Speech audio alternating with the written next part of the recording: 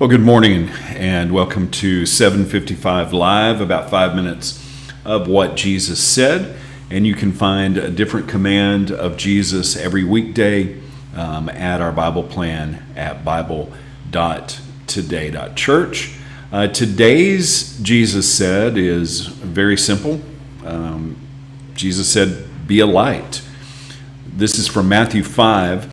And the verse for today is verse 16, but we're going to start with verse 14 and read what Jesus said. He said, "You are the light of the world, like a city on a hilltop that cannot be hidden. No one lights a lamp and then puts it under a basket. Instead, a lamp is placed on a stand where it gives light to everyone in the house. In the same way, let your good deeds shine out for all to see, so that everyone will praise your heavenly Father. Let your light so shine before men." You can't turn the dark off. You can only turn the light on.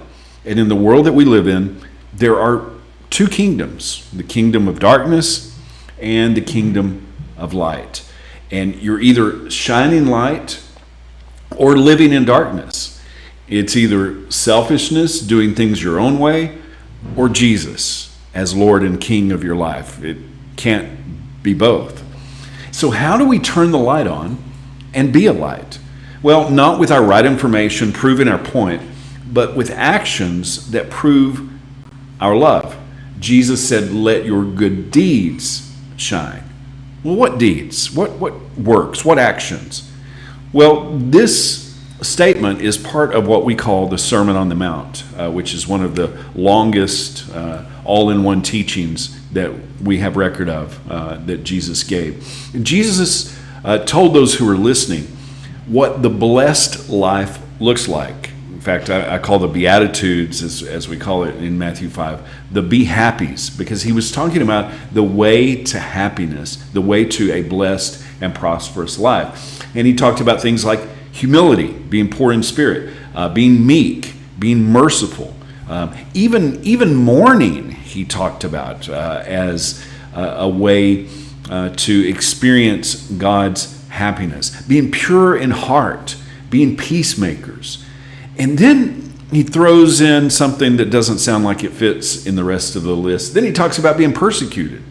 And he says when you're insulted, when you're mistreated, lied about, to rejoice. And the question is, do our actions and reactions shine the light of Jesus?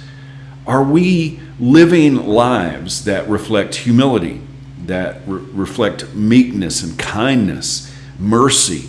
Are we pure in heart? Are we really peacemakers? And how do we react when we're insulted, when we're persecuted, when we're mistreated, when we're lied about?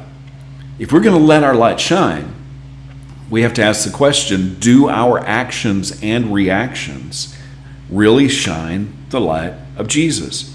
And the true test of that, how do we react when things go wrong? Do we respond with, oh, it's not fair, it's not right, we're under attack, let's cancel that? Or do we respond like Jesus said was the way to be happy, the way to be blessed, the be happies? Are we humble? Are we meek? Are we merciful, kind, pure in heart, peacemakers? And how do we respond when mistreated?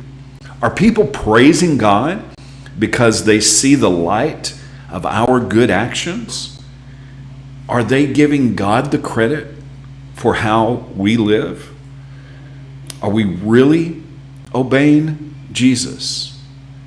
Well, our light is either shining or we're living in darkness. You can't follow selfishness and follow Jesus at the same time. So people are either going to see the light of Jesus or they're going to remain in their brokenness.